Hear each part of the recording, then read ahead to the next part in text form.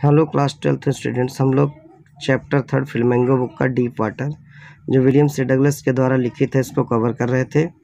इसके अंतर्गत हम लोगों ने देखा था कि विलियम सी डगलस पानी से बहुत घबराते थे, वाटर से, और पूल में जाते हुए घबराते थे। इसका कारण ये था कि एक बार एक लड़के ने उनको जो है पूल में फेंक दिया था और वो डूबने लगे थे।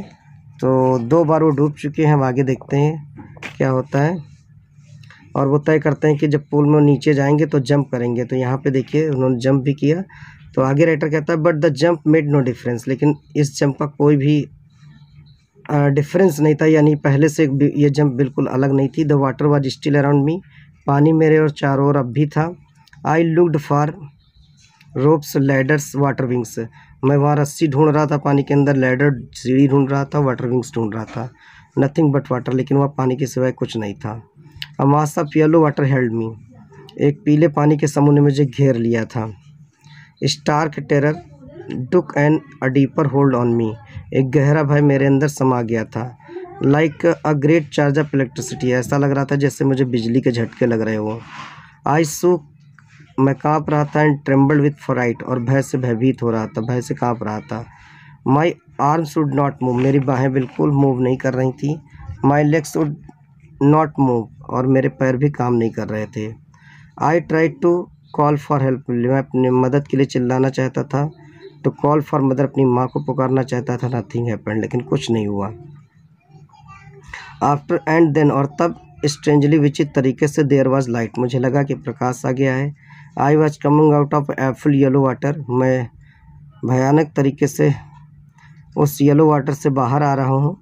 एट लीस्ट माई आइज़ वर, और अंत में मेरी बाहर आँखें तो बाहर आ गई, पानी से बाहर आ गई। My nose was almost out too, और मेरी नाक भी लगभग बाहर आ चुकी थी। Then I started down a third time, लेकिन तब मैं तीसरी बार पानी के नीचे जाने लगा। आई सुक्ड फॉर एयर, मैंने हवा की सांस ली। एंड गॉट वाटर, लेकिन पानी मेरे अंदर गया। द येलो विस लाइट वॉज गोइंग आउट, धीरे धीरे जब मैं नीचे की ओर जा रहा था तो जो पीला प्रकाश था वो धीरे धीरे ख़त्म होता चला जा रहा था। देन ऑल एफर्ट सीज, तब मेरे सारे प्रयास स्टॉप हो गए। सीज मैंने स्टॉप हो गया। मैं रियलाइज्ड करने लगा। इवन माई लेग्स फेल्ट लिम, यहाँ तक कि मेरे पैर शून्य हो गए।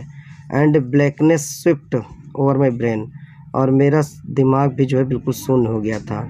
इट वाइप्ड ऑफ फियर, भय ख़त्म हो गया। इट वाइप्ड ऑफ टेरर, भय खत्म हो गया, भयभीत होना भी ख़त्म हो गया। There was no more panic, अब मैं बिल्कुल घबरा नहीं रहा था।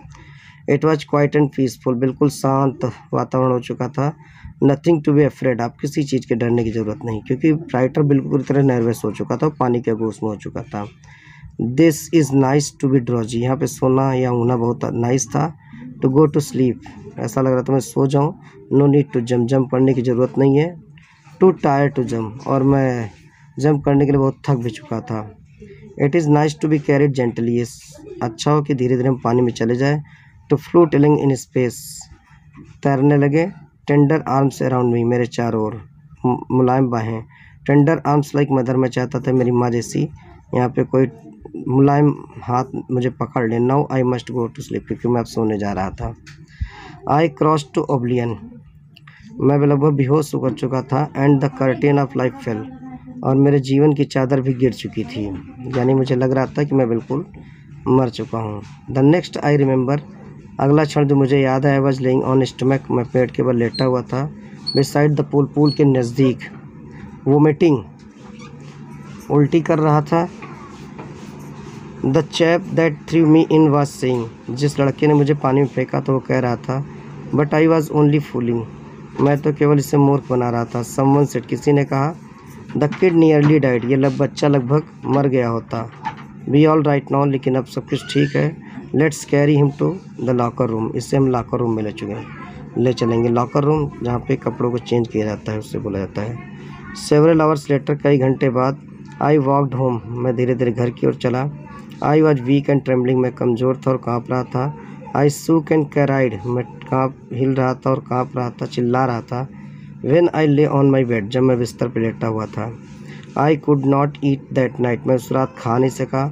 For days a hunting fear was in my heart, मेरे हृदय में वो भय जो है बार बार आ जाता था।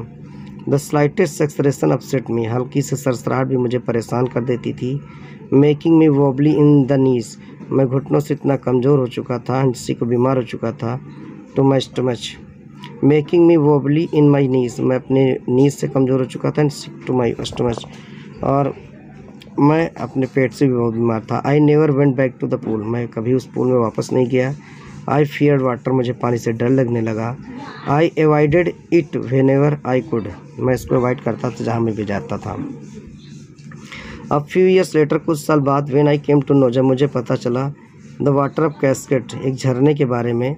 आई wanted to get into them, मैं उसमें जाना चाहता था। And whenever I did, और जब भी मैंने ऐसे करने की कोशिश की, whether I was wading the Teton or bumping river, चाहे मैं टियोटन या बम्पिंग रिवर में ही क्यों ना वेडिंग कर रहा हूँ यानी चल रहा हूँ, और bathing in warm lake of Goat Rocks, ये गोट रॉक्स की वार्म लेक में मैं नहाना चाहता हूँ। द टेरर, जो भय था, that had seized me in the pool, जो मुझे पूल में भय मेरे अंदर जकड़ गया था, उठ कम बैक, वो वापस आ जाता था।